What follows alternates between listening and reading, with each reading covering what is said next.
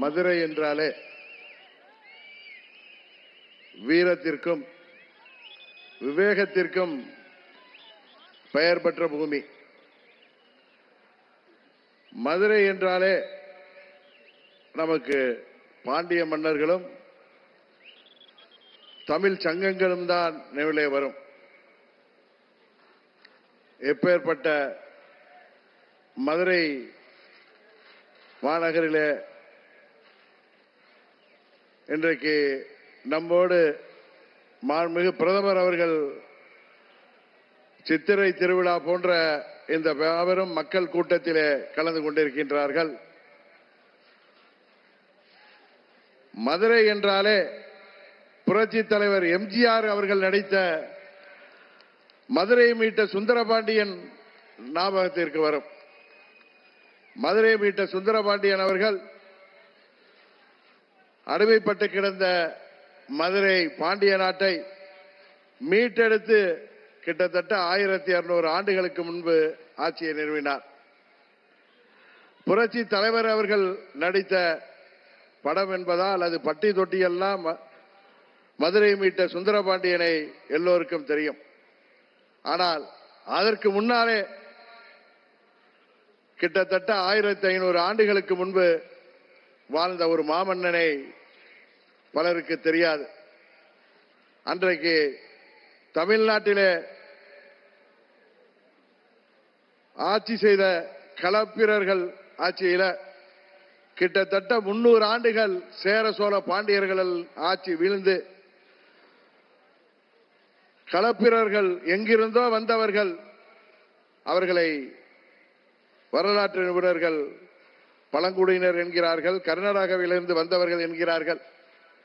300 ஆண்டுகள் இங்கே போர் தர்மத்தை விட்டுவிட்டு அவர்கள் கொரில்லா போர் தாக்குதலிலே இங்கே உள்ள ஆட்சியாளர்களை வீழ்த்தி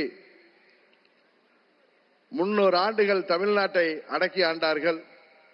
அந்த காலம் இருண்ட காலம் என்று வரலாற்றிலே சொல்லப்படுகிறது.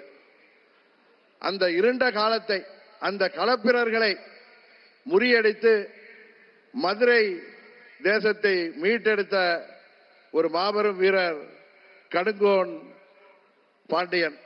அந்த கடுங்கோன் பாண்டியனாக நமது பாரத பிரதமர் அவர்கள் இங்கே நம்மோடு அமர்ந்திருக்கின்றார். அன்றைக்கு கடுங்கோன் பாண்டியன் அவர்களுக்கு பல்வேறு தளபதிகளும் போர் வீரர்களும் அவரோடு சேர்ந்து போரிட்டு மதுரை மீட்டார்கள். அதுபோல இன்றைக்கு தமிழ்நாட்டிலே ஒரு இருண்ட ஆட்சியை, ஒரு மக்கள் விரும்பாத ஆட்சியை, எங்கும் கொலை, எங்கும் ஊழல், எதிலும் ஊழல் என்று தமிழ்நாட்டிலே சட்டம் ஒழுங்கு இருக்கிறதா என்று அனைவரும் பயந்து கொண்டிருக்கின்ற ஒரு ஆட்சியை, கொலை கொள்ளை, 2 வயது பெண் குழந்தையிலிருந்து வயது முதிர்ந்த மூதாட்டி வரை இன்றைக்கு பாதுகாப்பு இல்லாத ஒரு ஆட்சியை, எங்கும் போதை, பட்டி தொட்டியெல்லாம் போதை என்று மாணவர்களும் இளைஞர்களும் பாதிக்கப்பட்டிருக்கின்ற ஒரு ஆட்சியில ஊழலை தவிர வேற ஒன்றும் இல்லை என்று இங்கே மக்கள் வருந்துகின்ற ஒரு ஆட்சியில,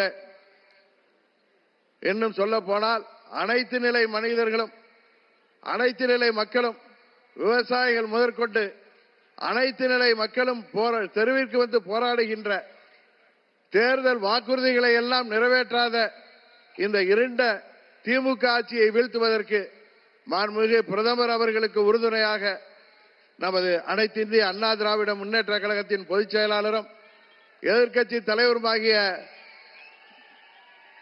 மாண்புமிகு அண்ணன் இபிஎஸ் அவர்களும், பாட்டாளி மக்கள் கட்சியின் தலைவரும் முன்னாள் மத்திய அமைச்சருமாகிய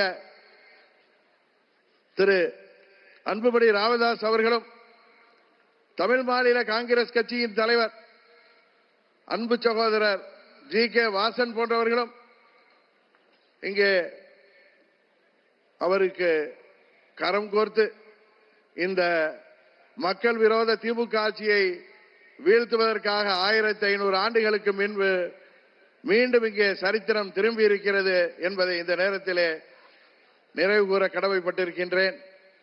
இன்னும் சொல்ல போனால் இன்றைக்கு இந்த திமுக ஆட்சியில எத்தனையோ ஊழல்கள், எத்தனையோ முறைகேடுகள் அவர்களால் மறைக்கப்பட்டாலும் அவையெல்லாம் இன்றைக்கு ஊடகங்கள் மூலம் வெளிவந்து கொண்டுதான் இருக்கின்றன என்பது எல்லோருக்கும் தெரியும்.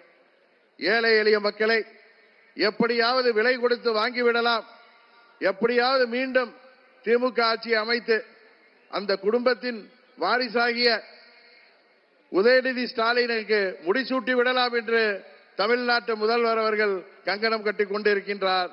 ஆனால் இந்த களப்பிரர் ஆட்சி போன்ற தமிழகத்தின் இருண்ட ஆட்சியாக விளங்குகின்ற திமுக ஆட்சியை உறுதியாக தேசிய ஜனநாயக கூட்டணி வெற்றி பெறும், அந்த திமுக கூட்டணி ஆட்சியை முடிவுக்கு கொண்டு வருவோம் என்று சொல்லி நாம் அனைவரும் ஒற்றுமையுடன் வருகின்ற தேர்தலிலே 234 தொகுதிகளிலும் நமது கூட்டணி வேட்பாளர்கள் வெற்றி பெற உழைத்திட வேண்டுமாய் பணிவன்போடு கேட்டு விடைபெறுகிறேன். நன்றி, வணக்கம்.